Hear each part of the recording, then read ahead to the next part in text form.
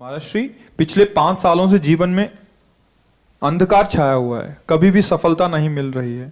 जीवन में आगे क्या करूं क्या ना करूं समझ नहीं आ रहा। सफलता किसे माना है आपने? महाराज जी, श्री जी मैं पढ़ाई पूरी की और मैंने श्री जी से कहा कि मैं अब क्या करूं। तो उन्होंने मुझे कुछ संकेत दिए थे कि आप सरकारी में जाइए और प्रभु की सेवा करिए। फिर सफलता नहीं मिल रही उसमें एग्ज़ाम में, और अभी है। आप हमारी बात समझिए। आपको श्री जी ने संकेत किया और आप सफलता नहीं प्राप्त कर, दोनों बातें झूठी है ना। दोनों बातें झूठी हैं। आप सत्य को स्वीकार कीजिए। श्री जी के संकेत को आप जानने लगे। आप श्री जी के संकेत तो तभी जब आप उनकी मन की बात जान लेना, तो आप कितने बड़े सिद्ध हो गए। और फिर सफलता किसकी चाहते हो? प्रकृति जन्य की।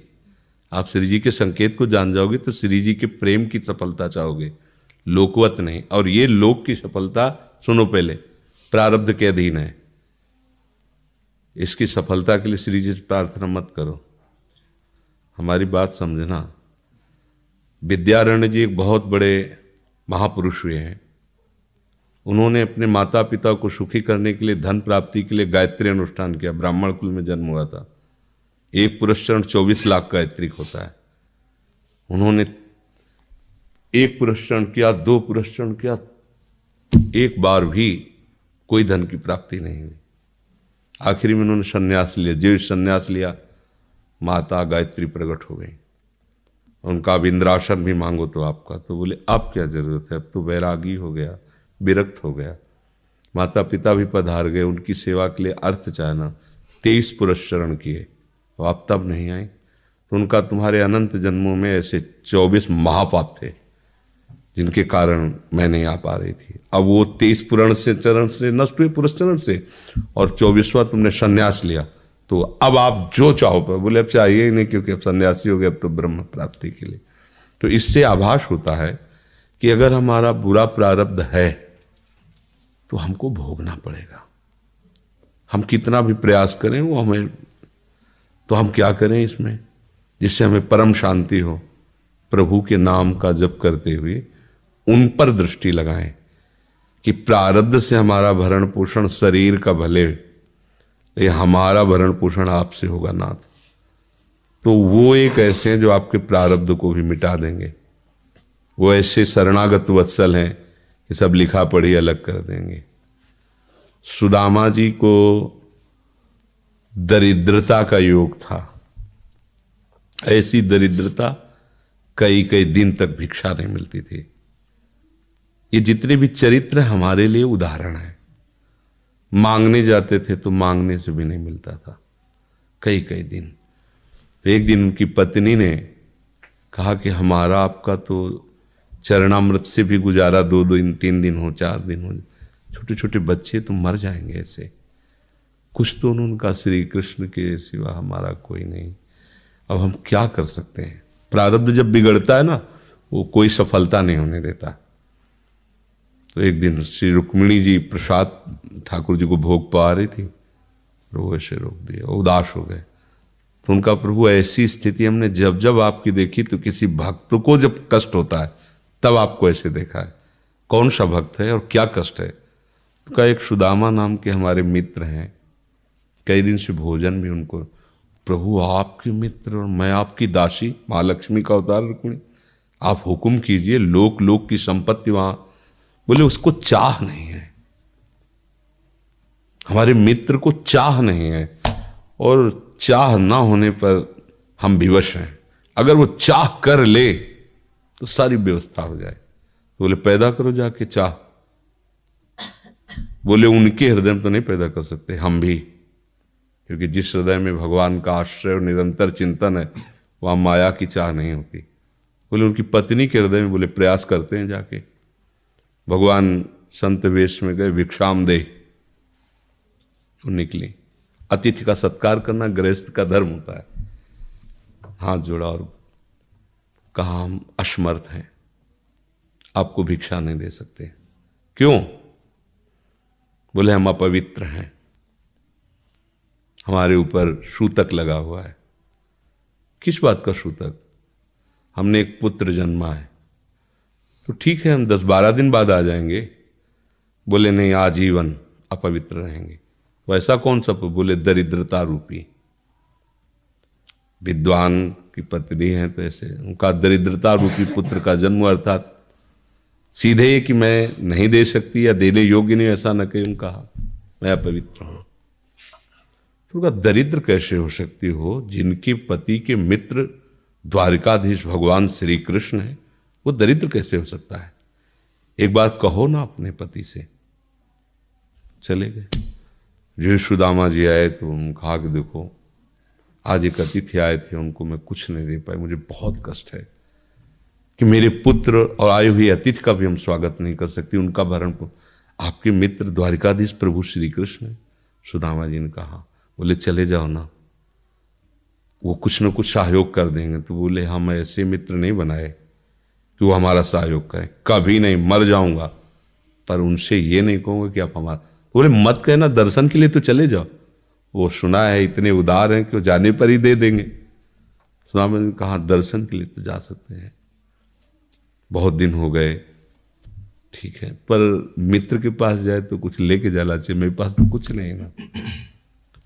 पड़ोस में जैसे किसी से मांगने गई तो अरे समय जब बिगड़ता कोई नहीं होता साथ। एक ने थोड़ी उदारता दिखाई तो चावल पछोरने पर जो आगे कणका होते चावल के, जो प्राय वो लिए सुदामा जी ने कहा हमारे प्रभु भाव के भूखे, कुछ ले जाएंगे, खाली हाथ तो नहीं है। पोट्री में सारांश में बता रहे हैं, द्वारपालों ने देखा कि हड्डी हड्डी शरीर में कई जगह से फटे वस्त्र, बेवाई फटी हुई, मतलब दिखाई दे रहा था दरिद्रता की मूर्ति है। तो उनका किससे मिलना है तुमको? तो उनका श्री कृष्ण से। बोले संभाल के बोलो, क्योंकि पार्षद है, अनंत कोट ब्रह्मांडों के नायक प्रभु के ऐसे बोले कोई श्री कृष्ण को ऐसे गली आए, उनका जाके तो तुम बोलो ना, श्री कृष्ण से जाके कह दो कि एक सुदामा नाम के ब्राह्मण आए हुए। पार्षद प्रभु बड़ा अजीब आदमी है, आपका नाम बिना किसी सभ्यता के ले रहा है। वो कह रहा श्री कृष्ण से कह सुदामा, कूद पड़े, भगवान दौड़े।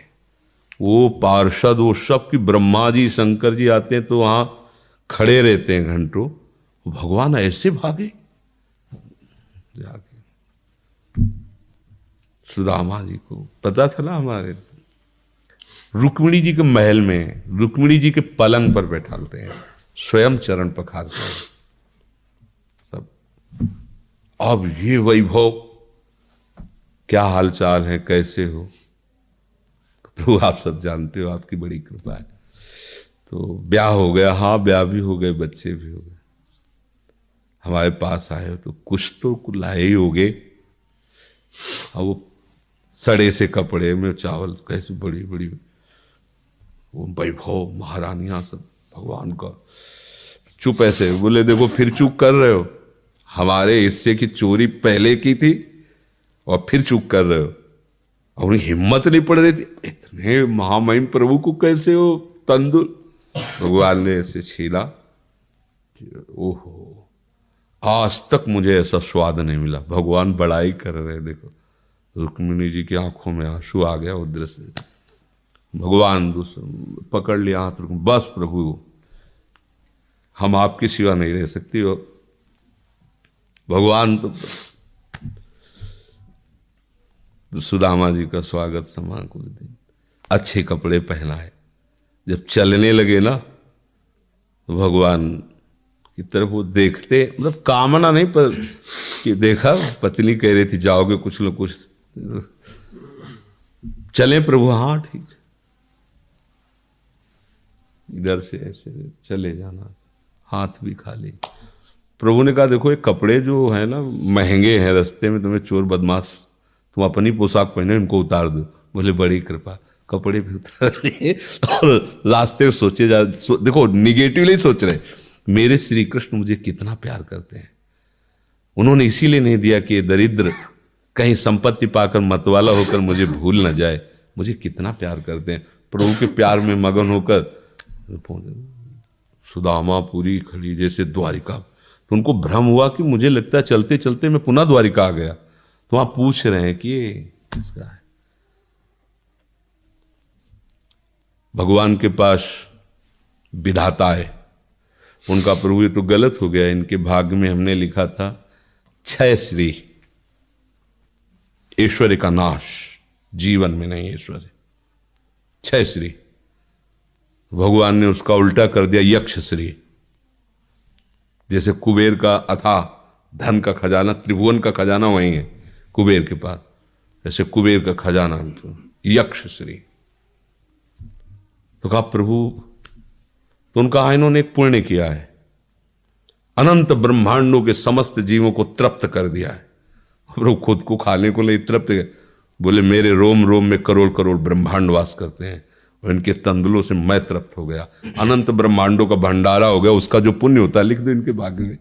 अब किसी की चलेगी प्रभु के आगे। तो एकमात्र प्रारब्ध को मिटाने वाले भगवान है, कर तुम अकर तुम अन्यथा कर तुम। तो आप भगवान की शरण होकर उनका नाम जप कीजिए और उनसे प्रार्थना कीजिए कि आपको उचित लगे तो समस्या का समाधान कर दीजिए, नहीं तो मुझे समस्या से लड़ने का बल और विवेक दीजिए, बात बन जाएगी।